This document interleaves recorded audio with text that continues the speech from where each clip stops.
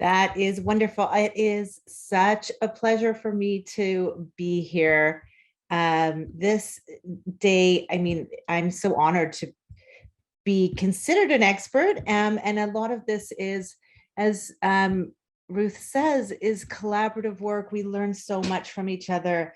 And of course, we learn the most from you, the families and the users of cochlear implants, because that's how we know what we've done well and what else we need to do.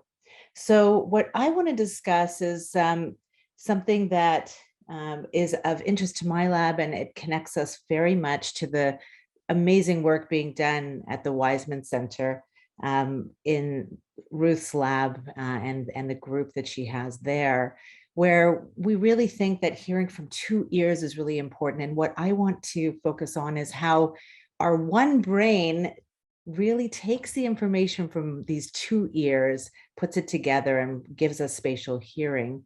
And think about the benefits that we've had from trying to provide hearing in both ears to children who have hearing loss, and think about all the wonderful things that have happened. But where are the remaining gaps and how can we make things even better?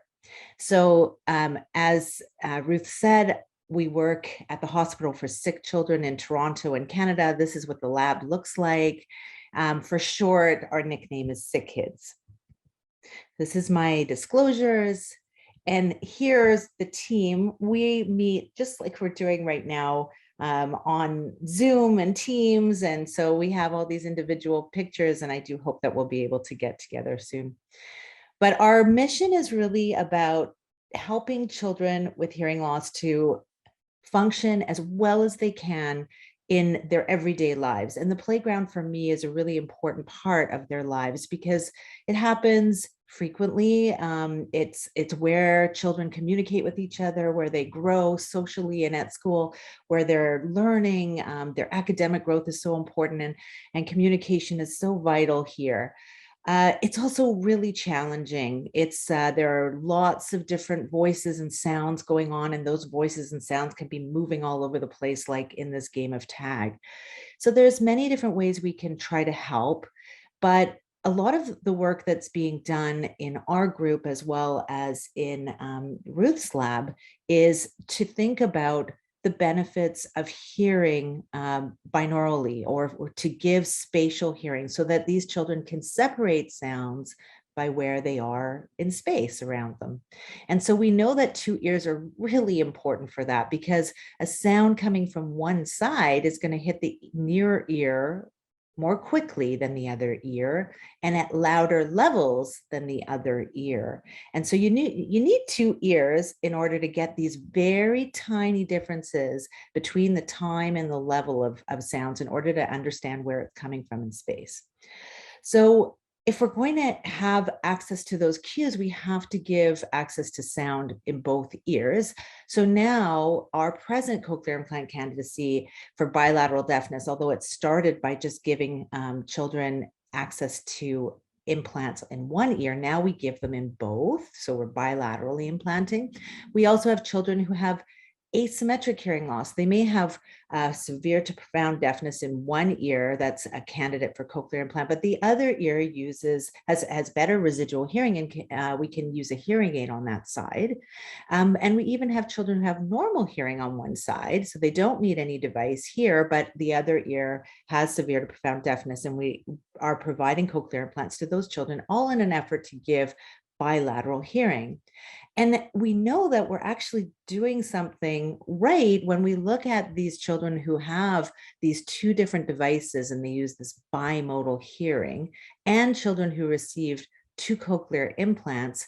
When we look at how they hear speech, using the two devices together compared to just one alone, you can see these bars are showing advantages, both for quiet in the gray bars when speech is just alone, or when there's competing noise with these blue bars.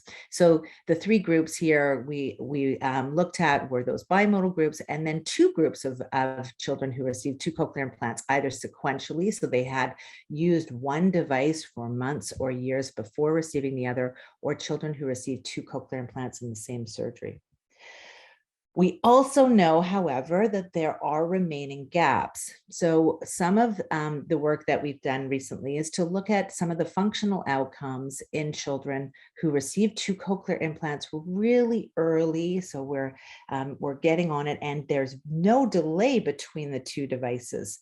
So with those children, we were comparing them to a group of normal hearing peers, as well as a group of children who had normal hearing in one side, but they were not using any device on the other side where they had severe to profound hearing loss. So there are two groups of children with hearing loss compared to one group of peers with normal hearing.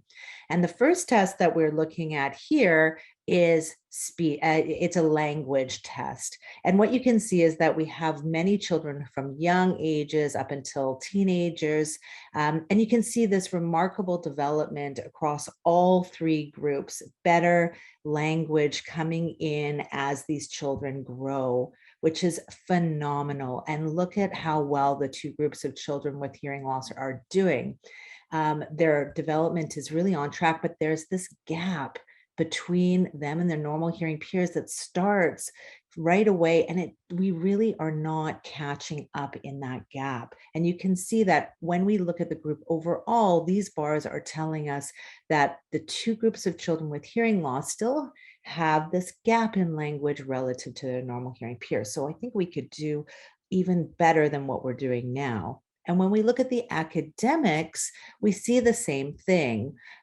Early reading looks pretty good between the two groups, but we have word reading tests as well as reading sounds, but they're not, and they form a word, but it's not a real word in English, and also mathematical skills.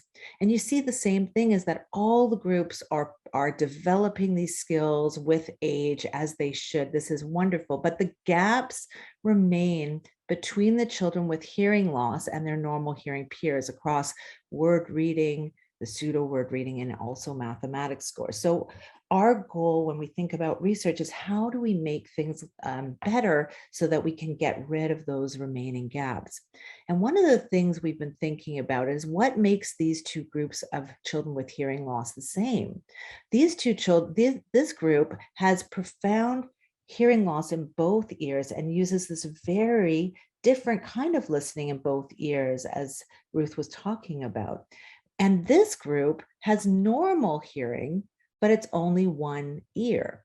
And so what makes these two groups similar is actually some limitations to their spatial hearing. We know that this group of children using only one ear does not have access to those important cues that give rise to spatial hearing. And this group, we know from a lot of what we know has come from the work that's been done at the Wiseman Center, which is that spatial hearing just isn't absolutely normal yet through the two cochlear implants in children. So let's think about that spatial hearing and what we might be able to do better. So in my lab, what we're interested in is how the auditory system takes these really tiny differences in sound level and timing between the ears and takes it up through the auditory pathways, through the brain stem, up to the midbrain, into the auditory areas of this cortex, the brain, so that we can give spatial hearing. So there are three different things I want you to remember is that the ears are pretty independent initially, but it's the auditory system that brings them together. What we have is nerves that come together in the brainstem and they connect and talk to each other in the brainstem. From each ear, we have pathways that actually cross here. So most of them come up the contralateral side and they go all the way up to the brain. But there's some really important parts that happen with this connection here that we then get into. We have this understanding of what these timing and level differences are between the ears. We have an integration of that information so that once it gets up to the brain, it really can form a perception of space. Where is that sound coming from? So this all happens so early in life. We see babies turn to their names to the correct direction. Even in the early months, they can look to the right direction. And as they get a little older, they can sit up and they have the right neck control. They can even look over to the correct side. So that's an amazing system. And the question is, how can we create this system using cochlear implants when we give them on both sides? So we think that there might be two problems. One is a delay to implantation, and the other may be mismatches between the two. And maybe those are the things that we can do something about. So in my lab, what we do is we're looking at the auditory system. So here, specifically in the brainstem and midbrain, we use a technique that's really common even to identify hearing loss in babies. So we put electrodes on the head and we put sound in the ear, and we can record the responses coming from the center. So here you see a little baby who's quiet and sleeping, and we can even do this in our laboratory in a child who's awake and just wearing a cap that has these electrodes in it. And we send the sounds in through the cochlear implant, and they can be playing or watching a movie or whatever they like, as long as they hang out with us. So what we see here are these clear peaks in responses from the auditory nerve and brainstem. And what we know and we found over the years is that these responses get better and faster as children use cochlear implants, which is amazing. We can also look at the response separately from the first implanted side compared to the second implanted side in a child who received those two devices sequentially, so with some delay. And you can see there's a mismatch in the timing, which tells us that there's an immaturity. There's a little bit of a slower response from the second side. It just hasn't developed to the same degree as the first. And when you compare that to a child who received two cochlear implants at the same time, you can see that mismatch is gone because we allowed both sides of the pathway from each ear to develop at the same time. So we know that here, this mismatch will happen in those children when we delay the two implants for longer than a year or so. And if we keep that delay minimal, then we have this symmetric tandem development in the brainstem. Well, what about the cortex itself? So we can look at the brain up here by putting in a cap that has many different electrodes, and that's helpful because what it does is it gives us responses that we can see. Here we take a picture of the cochlear implant artifact from all these different electrodes and the response that comes from, and you get this nice change in the responses where some of the electrodes show a positive response and some of them show a negative response. And this allows us to use a beamformer to identify where in the brain these responses are coming from. And you can see that it's where we expect. Sounds coming from the implant are going to stimulate these temporal areas of the brain where the auditory centers are, on the left side of the brain and the right. So if we think about those responses in normal hearing children, if we stimulate from the right ear, we get more response from the contralateral left. And if we stimulate from the other ear, we get the same. So there's this nice, again, symmetric pattern of activity in the auditory brain. And look what happens. This representation from each ear where we expect it in the brain, you can see the same thing in children who had short or no delays between the implants. So we really did give a symmetric development back. But this is what happens for children who use one cochlear implant alone for many years, and some of them who have received a second device after several years on the other side. And you can see that the pattern shifts where we have this weighting of information all to the opposite side of the implant. So these were all right cochlear implant users at first. So it's really strengthening one part of the brain, really coming from that one better hearing and first hearing ear. And we have seen recently that that strengthening just to one part of the brain happens whether you're looking again at the second implanted side or the first implanted side. This is in a whole group of teenagers who grew up with a right cochlear implant for most of their lives and then receive the second one many years later, you can see the same pattern where everything's going to this contralateral side, whether it be each device alone or bilaterally when they're using both devices together. And that what I want you to see from here is that it's really hard to reverse. It happens right away when we measure from the very beginning parts of cochlear implant use, very beginning stages. And then if we follow these children over time, we just don't see a change. So once this reorganization of the brain happens, it's very difficult to change.